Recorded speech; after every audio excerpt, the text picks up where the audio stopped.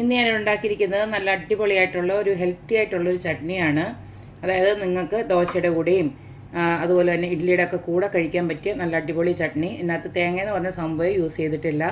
തേങ്ങയൊന്നും അധികം യൂസ് ചെയ്യാൻ ഇഷ്ടമില്ലാത്തവർക്ക് പറ്റിയൊരു അടിപൊളി ഹെൽത്തി ആയിട്ടുള്ളൊരു ചട്നിയാണ് ഇന്ന് ഉണ്ടാക്കിയിരിക്കുന്നത്. അപ്പോൾ നമുക്ക് ഈ ഒരു ചട്നി എങ്ങനെയാണ് ഉണ്ടാക്കുന്നതെന്ന് നോക്കിയിട്ട് വരാം.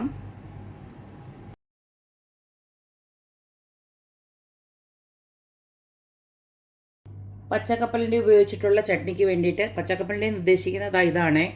ഇങ്ങനത്തെ കപ്പലണ്ടി ഞാൻ ഇതുപോലെ പുഴുങ്ങി എടുത്ത് വെച്ചിരിക്കുകയാണ്. ഞാൻ തോടോടുകൂടിയുള്ള ഇങ്ങനത്തെ കപ്പലണ്ടി കിട്ടുവാണെങ്കിൽ എങ്ങനെയാണത് പുഴുങ്ങി ഉപയോഗിക്കാൻ പറ്റുന്നത് വേറൊരു വീഡിയോയിൽ ഞാൻ കാണിച്ചിട്ടുണ്ട്. ആ വീഡിയോയുടെ ലിങ്ക് ഞാൻ ഡിസ്ക്രിപ്ഷൻ ബോക്സിനകത്ത് കൊടുത്തേക്കാം. ഇത് ഓൾറെഡി പുഴുങ്ങിയതാണ്. ഇതിനെ നമുക്ക് ഡയറക്റ്റ് ഈ ഒരു ചട്നിയിലോട്ട് ഉപയോഗിക്കാം.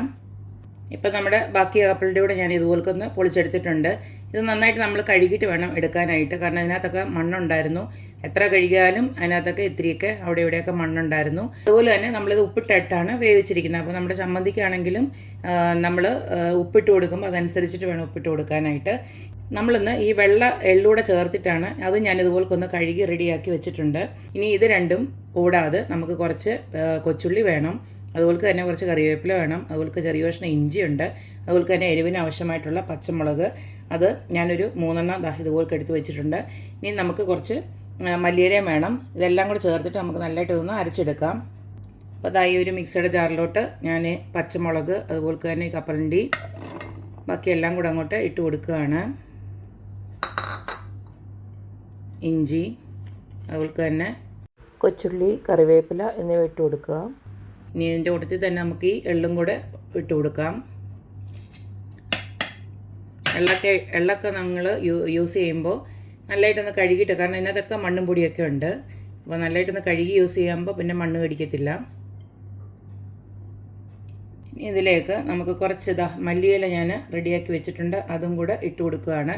നിങ്ങൾക്ക് മല്ലിയിലയുടെ ടേസ്റ്റ് ഇഷ്ടമാണെങ്കിൽ മാത്രം ഇതുപോലെ ഇട്ട് കൊടുത്താൽ മതി. എന്തായാലും മല്ലിയിലയൊക്കെ ഇട്ട് കൊടുക്കുന്നത് നല്ല ഹെൽത്തിയാണ്. എന്തായാലും ഞാൻ ഇത് മൊത്തത്തിൽ ഒന്ന് അരച്ചെടുത്തിട്ട് വരട്ടെ.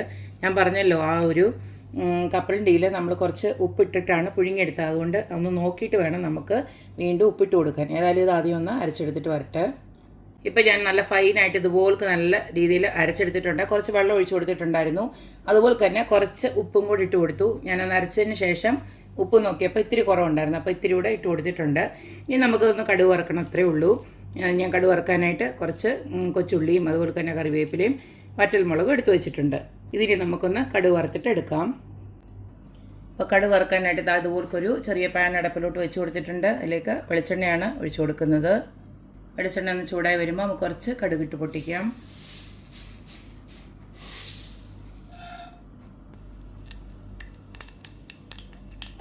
കടുക് പൊട്ടി വരുമ്പോൾ നമ്മൾ അരിഞ്ഞ് വെച്ചിരിക്കുന്ന കൊച്ചുള്ളിയും അതുപോലെ തന്നെ കറിവേപ്പിലയും വറ്റൽമുളകും ഒക്കെ അങ്ങോട്ട് ഇട്ട് കൊടുക്കാം.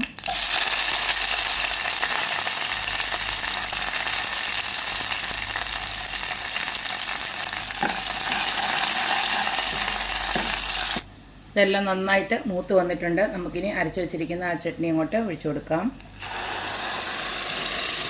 നിങ്ങൾക്ക് എത്രയാണോ ചട്നിയുടെ ആ നീട്ടം വേണ്ടത് അതനുസരിച്ചിട്ട് കുറച്ചും കൂടെ വെള്ളം ആഡ് ചെയ്യാം. ഞാൻ കുറച്ചും കൂടെ എന്തായാലും വെള്ളം ഒഴിച്ച് കൊടുക്കുകയാണ്.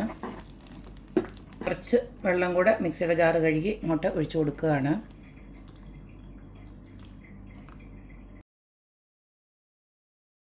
ഈ സമയം നമുക്ക് ഒന്നും കൂടെ ഉപ്പ് നോക്കാം, കാരണം ഇത്രയും വെള്ളമോടെ ഒഴിച്ച് കൊടുത്തുകൊണ്ട് തന്നെ. എന്നിട്ട് നല്ല തിക്കായിട്ടുള്ള ഒരു ചട്നിയാണ് അത്. നമ്മൾ ആ ഒരു കപ്പലിൻ്റെയൊക്കെ അരച്ചുകൊണ്ട് തന്നെയാണ് ഇത്രയും തിക്കായിട്ടുള്ള ചട്നി കിട്ടിയത്. ഇതിനെ ഒന്ന് ജസ്റ്റ് ചൂടാവുന്നിടം വരെ ഒന്ന് വെയിറ്റ് ചെയ്യാം. എള്ളും കപ്പലിൻ്റെയും മല്ലിയിലയൊക്കെ വെച്ചിട്ട് നല്ലൊരു ഹെൽത്തി ചട്നിയാണ് ഉണ്ടാക്കിയിരിക്കുന്നത്. ഇത് നല്ലൊരു ഓപ്ഷനാണ്. തേങ്ങ കഴിക്കാൻ ഇഷ്ടമില്ലാത്തവർക്ക് ഇതുപോലൊരു ചട്നി ഉണ്ടാക്കിയാൽ അടിപൊളിയായിരിക്കും. അപ്പോൾ എല്ലാവരും ഇതുപോലൊക്കെ ഒന്ന് ട്രൈ ചെയ്ത് നോക്കുക, അഭിപ്രായങ്ങൾ അറിയിക്കുക. അപ്പോൾ എപ്പോഴും പറയുന്ന പോലെ തന്നെ എൻ്റെ റെസിപ്പീസ് ഇഷ്ടമുള്ള എല്ലാവരും please like, share and subscribe. അപ്പോൾ ഇനി ഒരു അടിപൊളി വീഡിയോ ആയിട്ട് വരുന്നവരേക്കും ബൈ.